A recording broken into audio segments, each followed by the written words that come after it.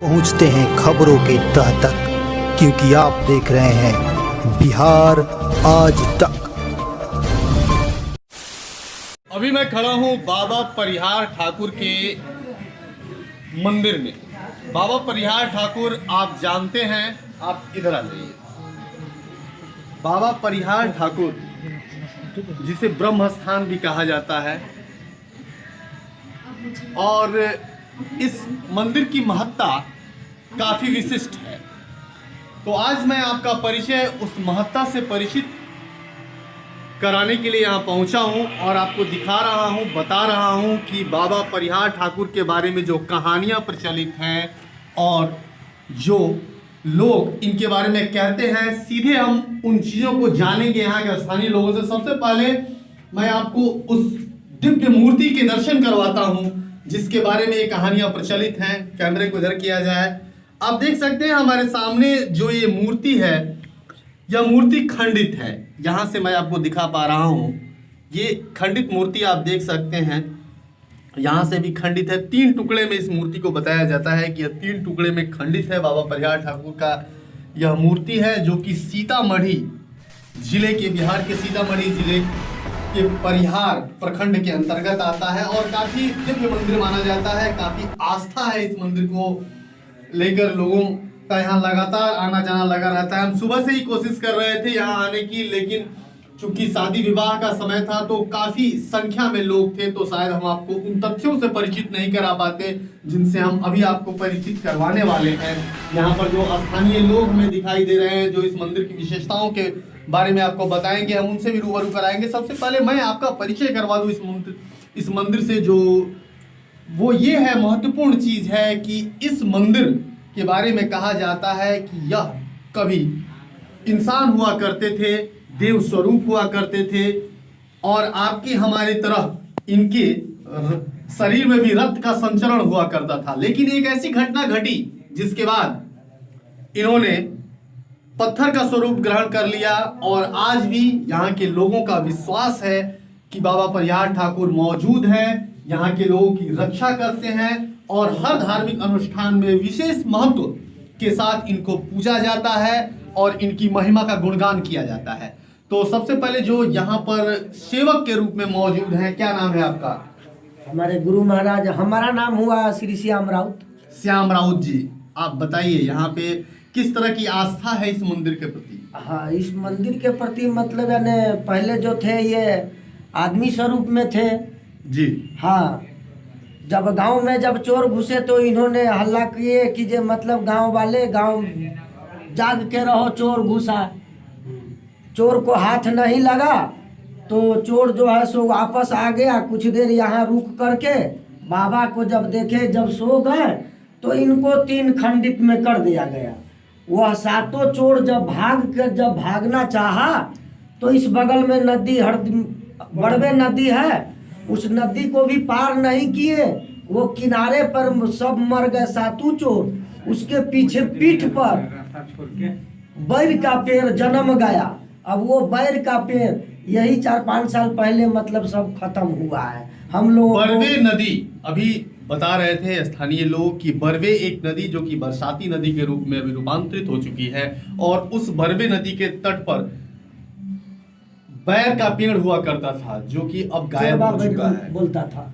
अब मैं आपको बताता हूं उस कहानी के बारे में जिसकी चर्चा ये कर रहे थे, जो हमने अन्य स्रोतों से इसके विषय में जानकारी ली है। उस विषय पर हम आते हैं और हम आपको ये बताते हैं कि ऐसी मान्यता है कि बाबा परिहार ठाकुर लोगों की रक्षा के लिए लगातार गांव में भ्रमण करते थे। जैसे आपके हमारे हर गांव में एक ब्रह्म स्थान होता है, यहाँ पीपल का एक बड़ा सा पेड़ होता है जिसे ब्रह्म स्थान कहा जाता है। हिंदू वैदिक धर्म के अनुसार उसका काफी महत्वपूर्ण स्थान है। तो उस तरह से माना जाता है कि बाबा परिहार ठाकुर ब्रह्म के स्वरूप थे, और यह ग्रामीणों को हर आपदा और विपदा से बचाने के लिए सूचित किया करते थे। एक समय ऐसा आया जब कुछ चोरों ने बाबा परिहार ठाकुर, जो कि तस्वीर आपके सामने दिख रही है, बाबा परिहार ठाकुर के शरीर को खंडित कर दिया, 3 टुकड़े में काटा, और वो 7 लोग थे। उन 7 लोगों ने जब इनके शरीर को खंडित कर दिया। तो हमने शुरू में ही आपको बताया कि अचानक उनका स्वरूप पत्थर का हो गया और वो आपके सामने है। आइए कुछ युवाओं से बात करते हैं जो यहाँ के स्थानीय हैं। कितना विश्वास करते हैं लोग इन कहानियों के ऊपर?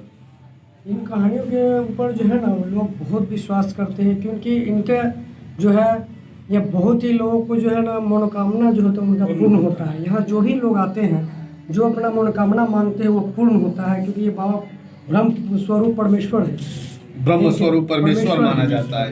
क्योंकि इनके जो है आप देख सकते हैं यह जो है शिलापट जो बना मन है, यह एक माने एक बहुत ही माने बहुत क्या कहते हैं ये जो अति धातु है या जो पत्थर है जो यह बहुत ही कीमती पत्थर के स्वरूप में ही चले आए हैं। ठीक है, और यह जो है पहले यह जो ये इनका जो अति यह ग्राउंड जो है 52 बीघा का पोखर था। एक बड़वे नदी थी जो यह इस पोखर को तोड़ करके और जो है इसको पूरा भर दिया, उसमें नदी चलने लगी। पहले ये 52 बीघा का पोखर हुआ करता था।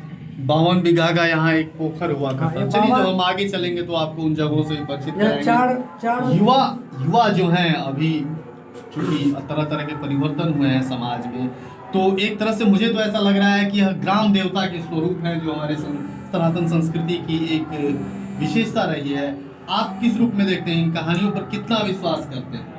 मैं तो समझता हूँ कि यह ग्राम देवता है ही, और हर समुदाय के लोग, एक हिंदू धर्म के लोग इनका पूर्ण रूप से पूजा पाठ करते हैं। हर शुभ मुहूर्त में इनका यहाँ पे आना जाना, लोगों का दुकान खोलने से पहले एक बार आके इनका दर्शन करना, ये सभी आना जाना हर दिन प्रत्येक रोज।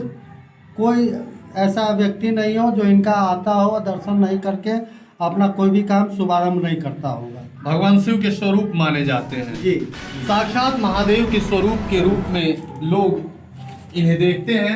आइए और लोगों से भी जानते हैं जो उनसे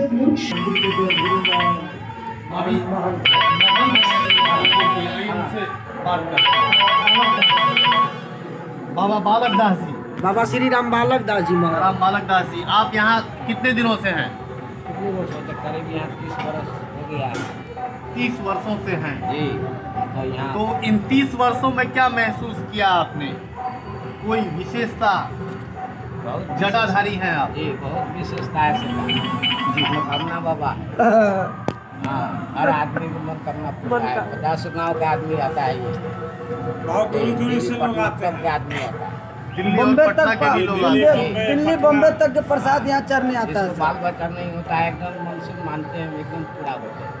मन से मांगते हैं और पूरा होता है। जी। पिछले 30 वर्षों से आप हैं जी, यहाँ। पूजन का कोई विशेष व्यवस्था भी है? मतलब किसी विशेष विधि से पूजन की जाती है? पूजन होता है आषाढ़ी पूजा में होता है। आषाढ़ी पूजा में आषाढ़ साल में में एक बार होता है धूमधाम से। सावन में सर मतलब यानी यहाँ इनका ग्रामीण मतलब यानी पूजा होते हैं, और सुबह शाम डेली पूजा तो होते हैं, लेकिन आषाढ़ी पूजा में इनका जिस दिन जो पूजा होते हैं तो इनका प्रसिद्ध माना गया है तस्मय।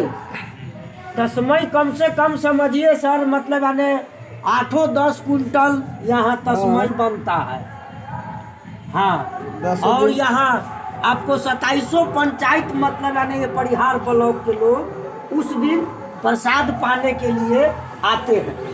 एक बहुत बड़ा जनसैलाब उमड़ता है। बहुत 10 कुंटल न कहते हैं साहब, मतलब तस्मय बनता है यहाँ। उस दिन जिस दिन बाबा का पूजा होगा उनको कहा जाता है गमेला पूजा। मेला पूजा गमेला जी, नगर डीहवार का पूजा साल में होता साल में एक बार सावन को होता है, पूर्णिमा के दिन। हमने आपको पहले ही बताया था कि ये बिल्कुल वही पद्धति है, वही प्रकृति है जैसा कि आपके हमारे गांव में सनातन धर्म के बदल ये रहा है, सनातन धर्म के हिसाब से सब बदल ये रहा है। पहले चलता है। तो आए उस समय थे, गाँव के आदमी उधरे थे, एक आध गाड़ी लड़ा ईश्वर है। आस्था का विषय है और यहाँ के लोगों की अपार आस्था है भगवान परिहार ठाकुर के प्रति। हम इसी तरह आपको अन्य जगहों पर भी ले चलेंगे और बताएंगे कि किस तरह हमारी धार्मिक आस्था हमारे विश्वास को मजबूत बनाती है और उसी मजबूत विश्वास से कोई भी व्यक्ति अपने लक्ष्य को प्राप्त कर सकता है। मैं अभिनव, बिहार आज तक लाइव से।